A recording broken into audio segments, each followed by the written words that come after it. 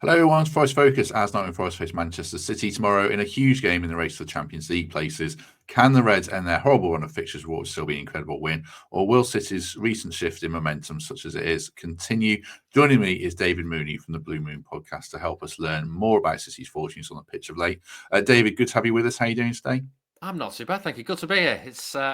I'm looking for. I don't know where this conversation is going to go because I don't know like what to expect from both City and Forest for this game. So this will be fun, won't it, to find out live? Hopefully so. Hopefully so. I mean, just the fact that we're talking about a huge game in the race for the Champions League. Obviously, it's a bit mad for us because we've been struggling for 2 years. It must be a bit mad for you to be. I think you'll be all right and you'll get in the Champions League, but just the fear that you might not must be pretty crazy as from a City point of view, mustn't it? I don't know. So, I'm weirdly given my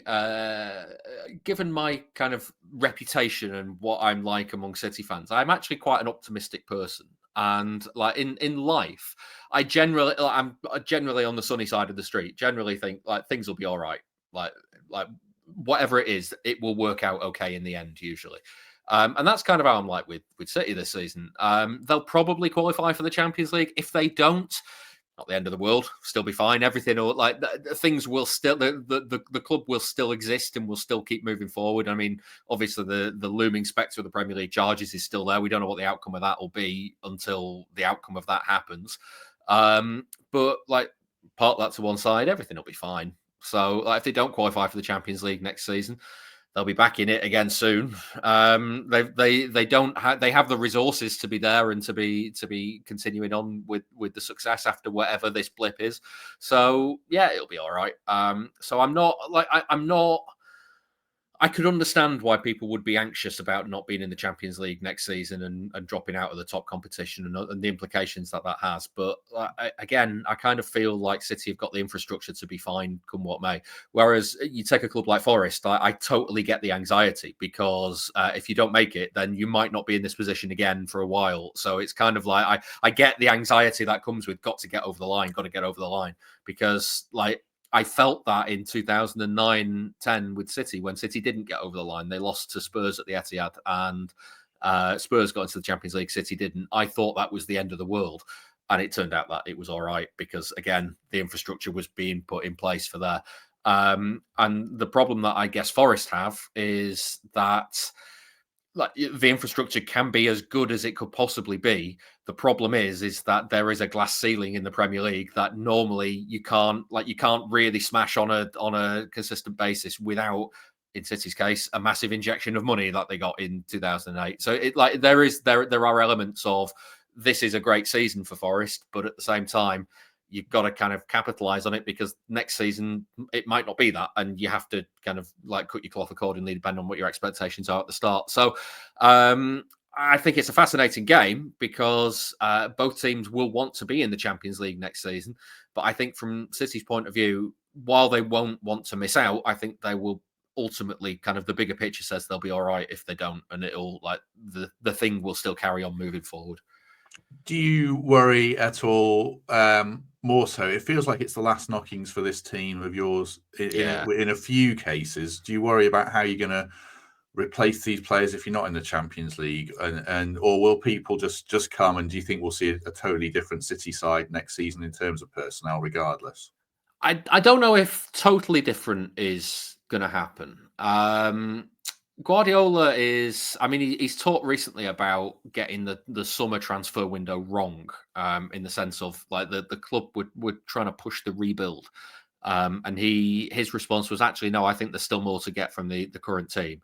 And then, I mean, it's been a rather unique set of circumstances for City this season. I don't think Rodri's injury is obviously a big one, but I don't think had Rodri been there all season, I still think they would have fallen short of what they needed to be, and I think there are still some deficiencies elsewhere in the team that just having Rodri there wouldn't have made up for it. It would have made up for a lot. Don't get me wrong, but I think there's still issues to solve.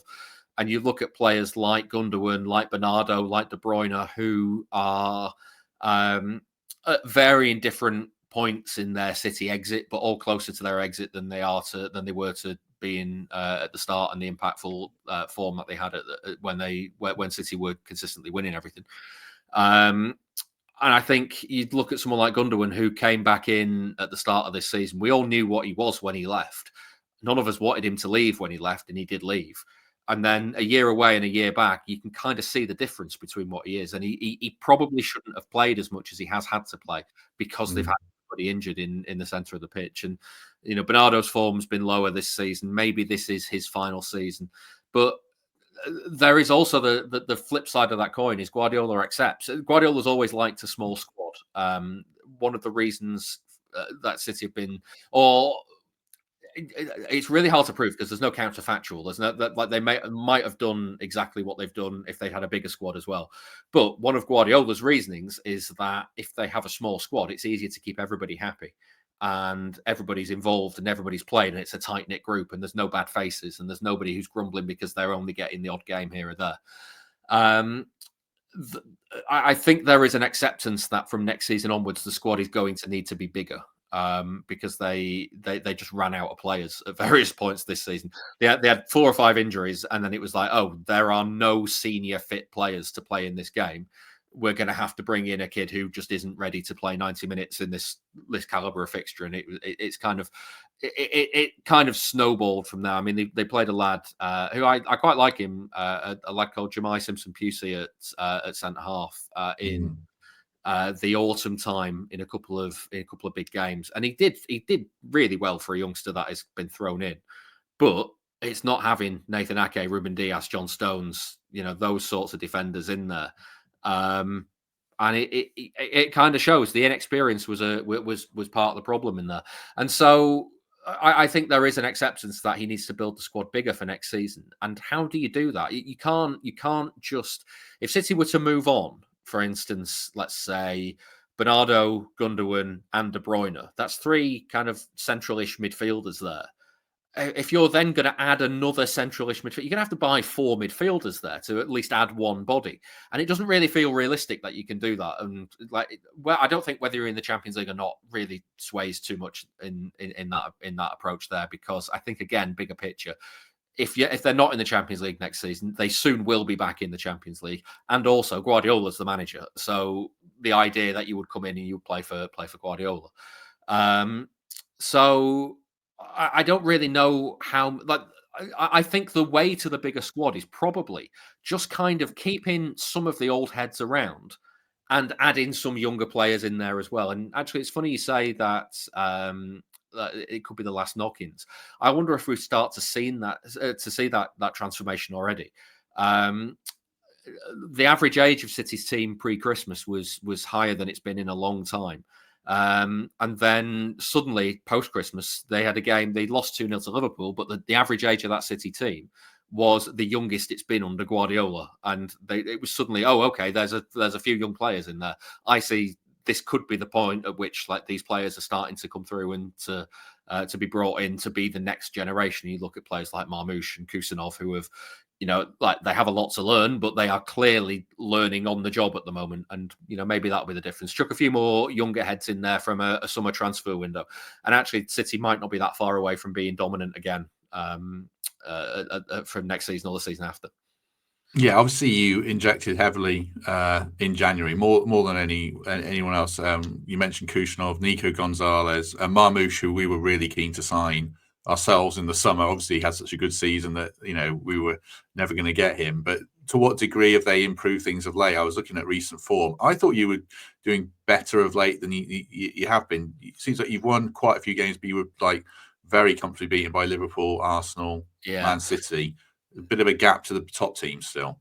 Yeah, there's 2 ways of looking at this. You could look at the results and kind of decide based on what the results are, but the general trend of performances has been a lot better. So I can understand why you would get the feeling that City have improved, because actually to watch them, they are clearly doing better than they were pre-Christmas. They're still a long way off what they were previously and what they will hope to get back to being. But there is definitely signs of improvement. And it's funny, there's a couple of games in there. So like the Liverpool game, it finished 2-0. I thought Liverpool were much better than City in that game. And I think you could see the gap between where City are right now and where you need to be a title contender for this season. And weirdly, despite the scoreline, I didn't think Arsenal were that much better than City. I thought Arsenal was still quite a step down from what Liverpool were.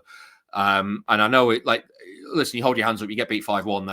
There's no excuses. You can't be unlucky and lose 5-1. Arsenal fully deserve that victory. But the manner in which it happened, there was a City collapse in there as well as Arsenal doing well towards the end of the game. For a good hour in that game, I thought City were worth a point. Against Liverpool, I don't think they were worth much from kickoff, and I thought Liverpool did very well to kind of manage the game. And Arsenal, I think, did very well to take advantage of City's issues in various moments. So, when you kind of pull back and look at the run as a whole, take the two they were, forget it. Real Madrid, they were not good against Real Madrid in either of the legs. It happens. Real Madrid are great. City didn't play well, but actually, take those two games out, and around that, you're starting to see a general turn in performances. They were really good against Chelsea after a wobbly start. They were good against Bruges after a wobbly start. Obviously, Leyton Orient is a different task, but I thought, as much as there was the jeopardy in that game that City might go to extra time and might get knocked out, and Orient had spells towards the end. City were comfortably all right in that game. They were great against Newcastle, probably the best performance of the season. And they were pretty good against Spurs, a ground where they've traditionally struggled. So things are certainly improving from pre-Christmas when it all looked bleak and horrid and like a nuclear wasteland. It now kind of looks like a nuclear wasteland that's been cleansed and ready. The foundations are there, ready to start being used. God, that's a horrible metaphor. I'm sorry about that. That's all right. Just before we get into a few specifics around the predicted team for this game, just a reminder: it's the early kickoff on Saturday. So you can get breakfast from the Trent Nav from 10 a.m. You can enjoy all the build-up with Fothers, I think, if he's there. And then you can watch the game at the Nav if you're not lucky enough to have a ticket. And then straight afterwards, the Fun Boy 2 are there with a live show. Free entry, get your food. And as always, 80s, 90s, club classics, bangers, anthems, and floor fillers. Everything you could possibly want. There you go. Right. I'm putting you on the spot here. Can you give us a rough predicted 11 for this one? I know you've got quite a few. You've got quite a lot of injuries and a few players seem out of favour, which I'll ask you about. But roughly, maybe 8 of the 11 that you think could definitely play, something like that. Yeah, so I mean, the goalkeeper's not even the easy nailed on one anymore. It used to even the goalkeeper. It used to be, Edison will play. Ortega's played a lot more this season than we expected, so I would expect it to be him. I would expect it to be Edison, sorry, but don't be that surprised if Ortega is the one that starts. It really depends. So I've not seen a lot of Forest this season. Do you do a lot of high pressing? No. Because if you do, then it might influence the defensive picks. We did against Ipswich more than normal in the cup. We played Sangare, who's quite good at it. We played a different midfield, but generally we sit off and let teams have it and then counter on them. Yeah, so that suggests then that there won't be the option for City to go over the top towards Haaland. So the Edison to Haaland pass doesn't seem as vital as it might do if they were high pressing. So that probably increases the chance that Ortega might play. My answer would be Edison all the time, but there is a chance that Ortega could be in goal. Beyond that, I think you have to pick Guardiola at fullback on the left-hand side. He has been getting forward. He's been one of City's best players.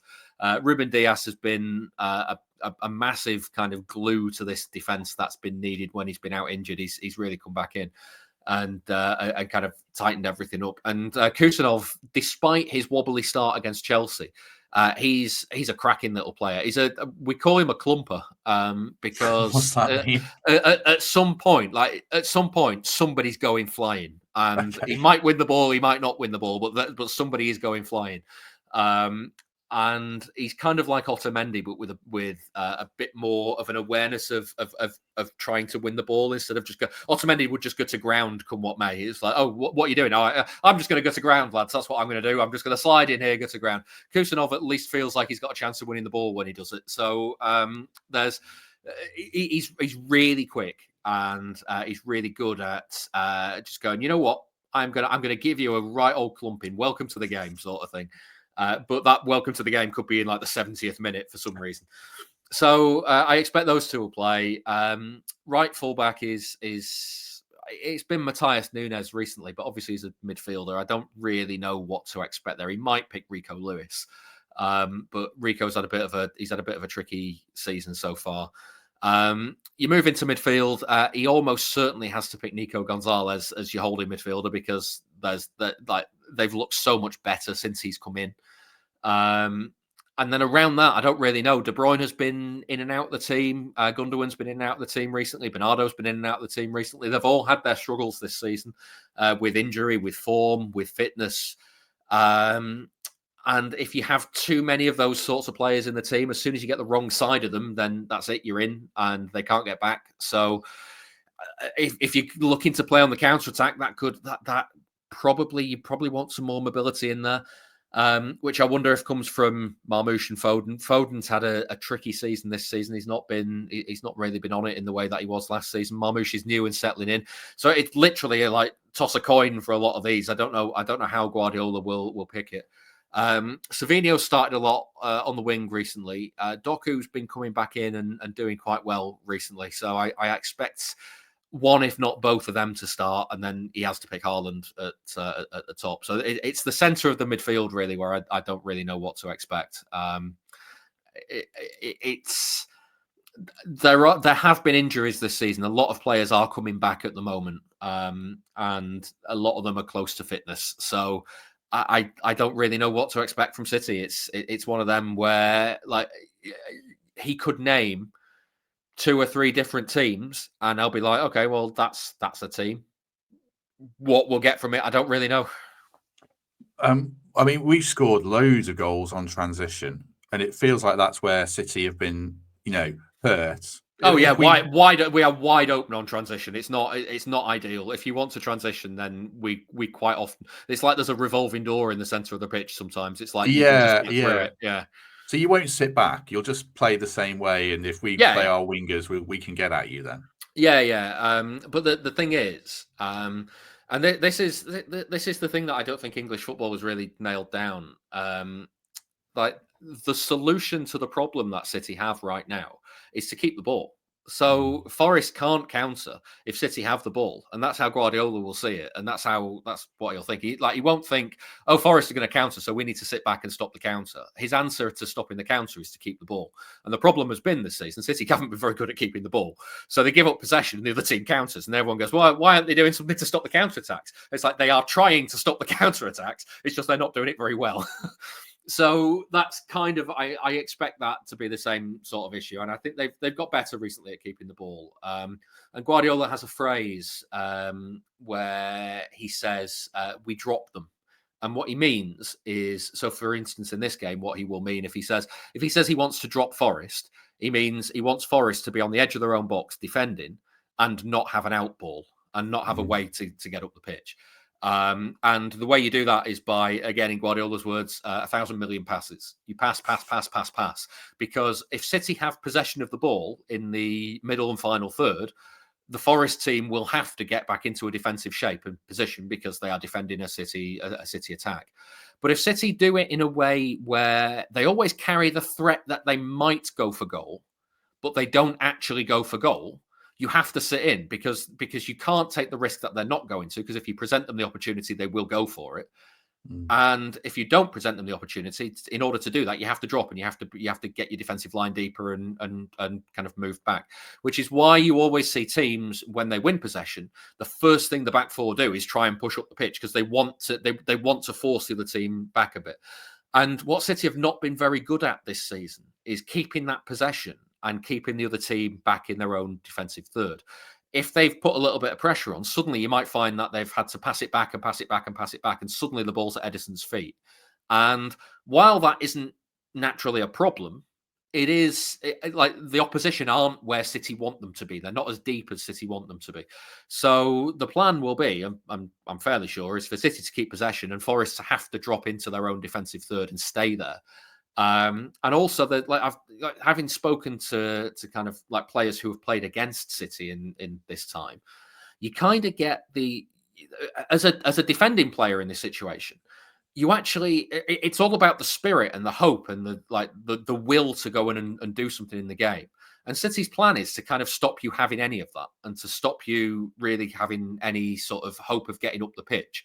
Because if you realise, and what made them so good in 22-23, what if you can't get out and you win back possession and are under pressure and you only have one out ball, which is long to your centre forward or whatever, and you try and play it, but you don't keep it and you turn the ball back over, you're out. You're thinking, oh, we've had one chance to get out and we haven't taken it. Now it's going to be 10 minutes again before we get another chance to get out.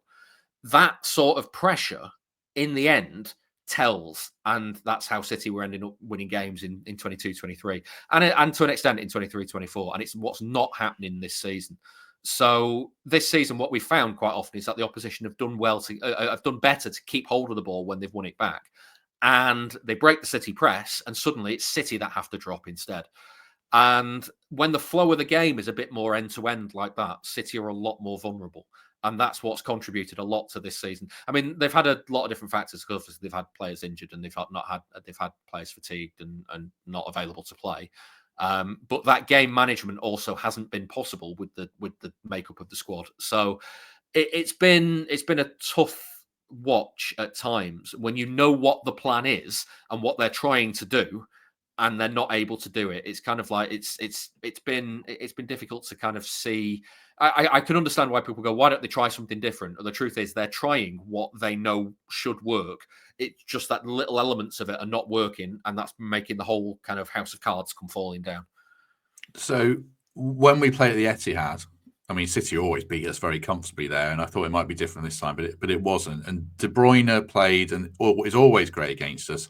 Interestingly, Grealish played much more centrally as a number 10. Yeah, literally the only time that's happened. It's like we all thought, oh, maybe that's the solution to this season. Then he's never played there again since. So it must have been something you've seen. What's going on with Grealish? It doesn't seem like he's going to play in this one. Is he? No, pitch problems.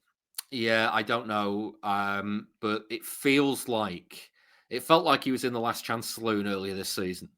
And it feels like he's drunk up and left, and he's now in like whatever saloon comes after that, the next saloon along the bar, along the street. Because I love the guy. I absolutely love him as a player. I think I think what he brought to that treble winning City team doesn't get spoken about enough. But he hasn't been that Jack Grealish for 2 seasons now, and there's only so many times you can keep going, well, maybe he'll get back to that level and maybe he'll do it. And he hasn't done it. So I think most worryingly is he's just not really been available. He's been injured a lot. I don't know if it's injury or if he isn't ready or if he hasn't been in the right or hasn't kind of looked after himself to the point of, not in the sort of like he's not looked after himself, so he's got injured, but more in the sense of he's just not ready to play this game, so he can't play it, that sort of thing. I don't know if that's been the case. I don't know what the issue has been. He just isn't the same Jack Grealish at the moment, and I think it feels like his time at City is done. He might prove me wrong. He might come in and absolutely blitz it towards the end of the season. I haven't seen any evidence that that's going to happen yet, and if it's going to happen, it needs to happen soon. So who plays closest to Haaland in this one? Does Marmoush play quite central then or not? Yeah, so Marmoush has been quite central. Foden's been quite central recently, but can obviously play out on the wing. I think it'll be Marmoush who is nearest to Haaland. The funny thing is, if City can work it so that Haaland can come a bit deeper, Marmoush is very good at getting in behind. It's just whether Forest's line will be high enough for that to be an option. If it's not very high, then Haaland will play high and stay high because he may as well be occupying the defenders. It's a funny thing where I've never known a player like Haaland get talked about like in the way that he does, because he obviously scores so many and he obviously causes such a threat for the opposition.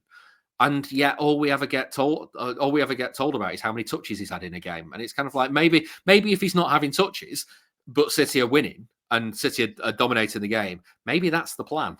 You know, like maybe the plan is that he occupies the defenders, and they have to really, because they're occupying so much energy keeping Haaland out of the game. Everyone else is working so well to kind of work a way to get Haaland into the game. Maybe the few touches he's had, he scored 2 goals, but he's had 7 touches. It's like maybe the plan is that he doesn't have a lot of touches, but the touches he does have are in really dangerous areas. Maybe that's what's going on. And then you get the 2 Real Madrid ties where he played in the first leg, got injured. I think it was in that game he got injured. Might have been the Liverpool game he got injured. I can't remember. They all meld into one, but wasn't available for the second leg. And the solution was, Marmoush can do it. Doesn't do it anywhere near the same. Obviously had more touches of the ball, but didn't occupy the defenders in the same way. And it's kind of like all that would be like this City performance in the Bernabeu has been a disaster. And all anybody spent the 90 minutes talking about was, well, maybe if Haaland was fit, it would be different. And then all of a sudden, those same people who were saying, oh, he doesn't get enough touches, it was like, well, Haaland's not there. That's the problem. It's like, if he was there, all you'd be doing is slating the fact that he's not touching the ball. So, like, what do you want from him? So it's a fascinating kind of case study into how we watch football, I think, really. And yeah, he might have another game on Saturday where he doesn't get a lot of touches but could score, and I think that's the point of him. The point of him there is to have his touches in dangerous areas, and it's the rest of the team's job to get him in those positions, and that's again something else they've struggled with this season. Just lastly, on the defence, it looks like it's been a bit of a nightmare. Obviously, Guardiola's really good. He doesn't seem to play as a defender, but he's really good. Then you've got the centre halves. It felt like they've not been fit consistently at any point in the season. Kyle Walker's drop off is like prodigious, and he's gone. And then you mentioned the 2 right backs. Lewis is really good, but he's having a rough trot. And Nunes, like if you said you'll be playing Manchester City and they're going to have a right winger or a central midfielder playing right back, a couple of years ago, you think it was mad. I mean, is that a huge area of concern or not? Are you doing all right there? No, they're not good at the back at the minute. There's no consistency whatsoever, and that's causing a problem. Nathan Ake this week has had surgery. Manuel Akanji's had surgery. I think, I mean, I'm speculating here, but I think that's both of their seasons done. I don't think they'll be back before the end of the season. Ruben Dias is back fit, and that he's been a big miss. He's been injured and then fit, and then injured, then fit, then injured, then fit all season. They've got to keep him fit towards the end to the end of the season. Stones, I mean, another one. I absolutely love the guy. I think he's a fantastic player, and is a big reason that City played the way they did in 2023. Just not available. No, he's not been fit since that treble winning season, and he comes back in for that Real Madrid home game, does really well playing as a holding midfielder, and everybody thinks this is it. And then Nathan Ake has to go off injured in that game, and so Stones has to drop into centre back, and then the problems exacerbate from there. And then in the Bernabeu, City concede inside the first 5 minutes, and he goes off injured, and it's like it's the same sort of issues again. Guardiola, as you say, has been great. He isn't really they signed him as a centre back, and now he's a left back that plays left wing. I don't know how Guardiola sees these things, but he does. So I don't think Guardiola is actually that strong defensively. I think he has weaknesses to his game that are all the defensive side of things, but he's a fantastic player. You get him into dangerous positions in the final third, and he causes all sorts of problems. And he does that from roaming at left back. Fantastic. I think that's the best position for him. And everything else kind of has to fit in around it. So I don't know who's going to be available. As you say, Kyle Walker's gone, and I mean, there's a lot of fans who are not unhappy about that. His form at the start of the season was bad, and it was almost to the point with pretty much every single goal City were conceding, there was some sort of Kyle Walker error in there. So it's not been a good time for the defense. I expect it'll be Kusanov and Dias at the weekend, but I mean, the injuries they've got around there. I mean, if you were to tell me, both of them have got injured in training this week, it'd be like, yeah, that sounds about right for how the season's been going.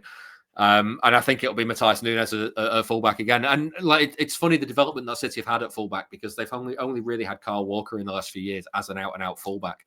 Everybody else has been some sort of other position.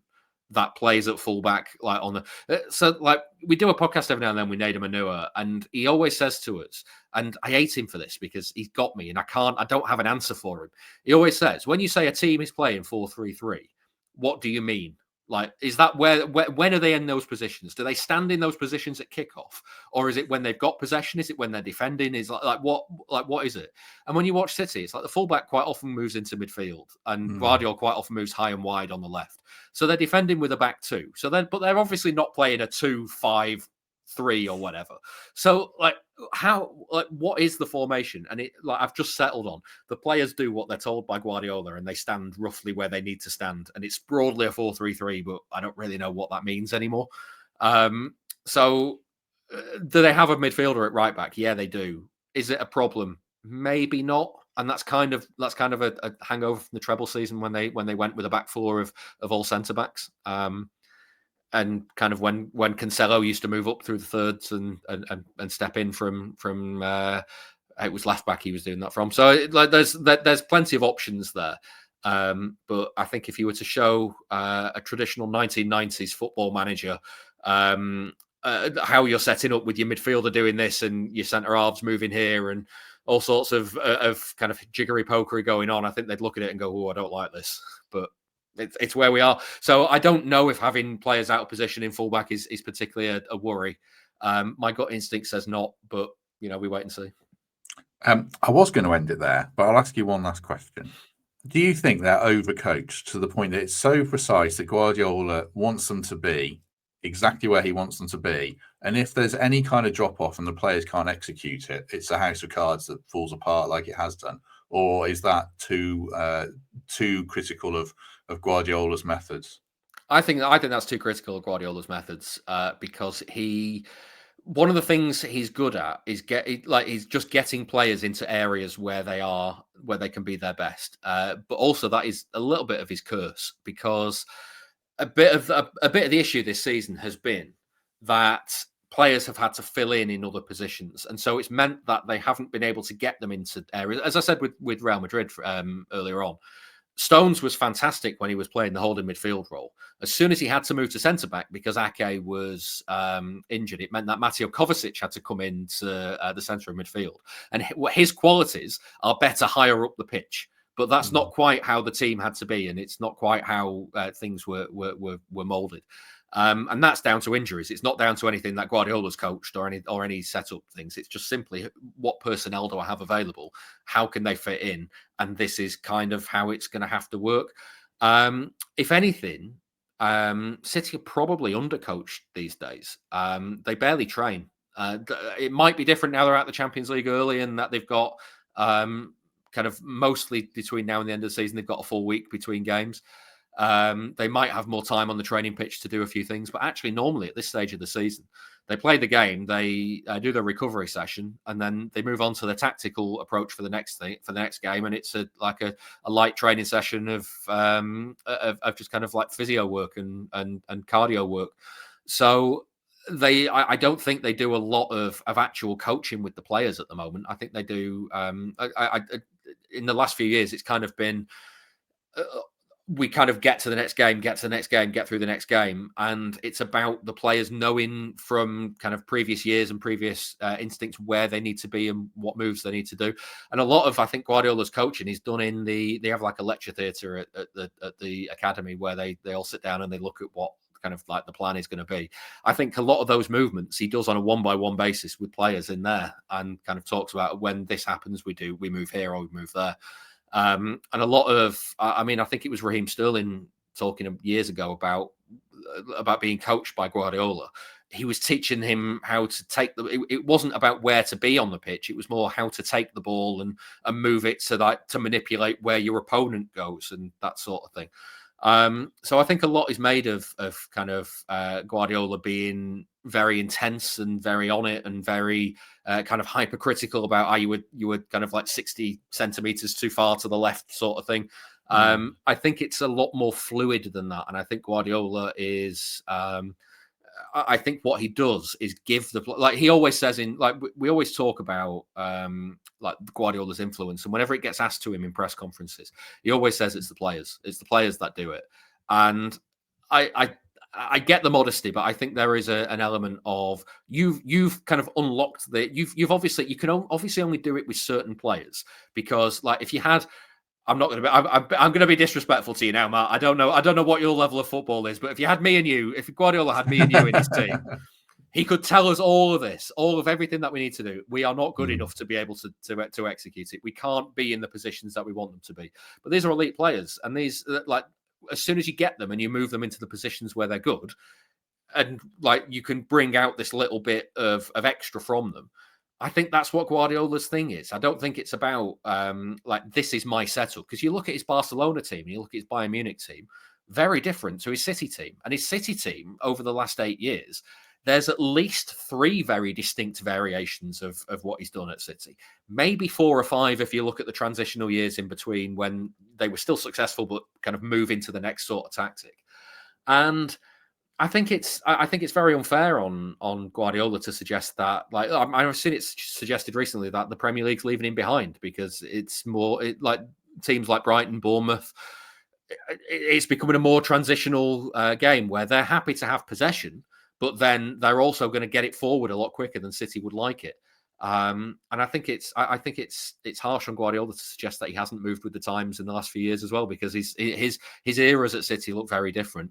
And also, you look at the teams at the top. What do Liverpool want to do? What do Arsenal want to do? They want to control games.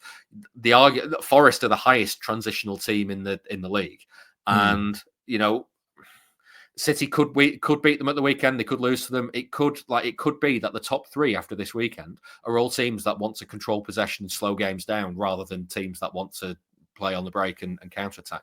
So I don't know if it's quite if the change is quite as quick as people are suggesting.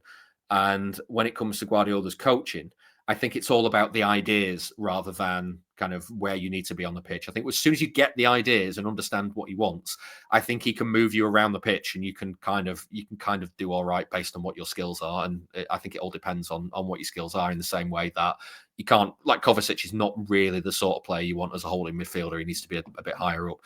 I don't think things get hammered and then like the house of cards falls down. I think the house of cards this season's fallen down because pretty much the entire bottom row of cards has been removed, and you know how gravity works. As soon as you remove all of the supporting structures, the thing's coming down. So I think that's been it. Excellent.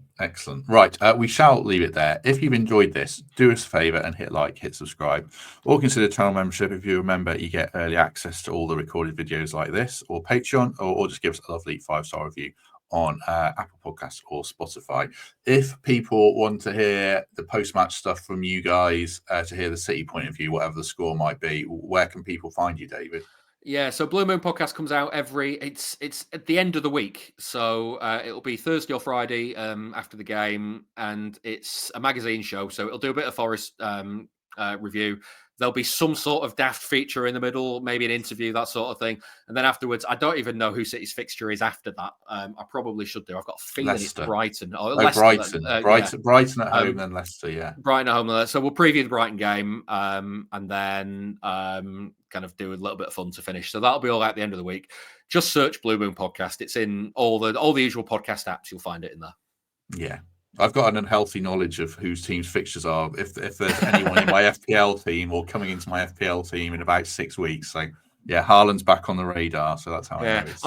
My FPL team is a disaster because I look literally week to week and don't plan ahead, and that means that there was a game week. In fact, the last game week was a midweek, wasn't it? Completely forgot about it. So that's one of those things where actually, what I'm proving is that if I try and I don't try, I score about the same. So I'm obviously just not very good at the game.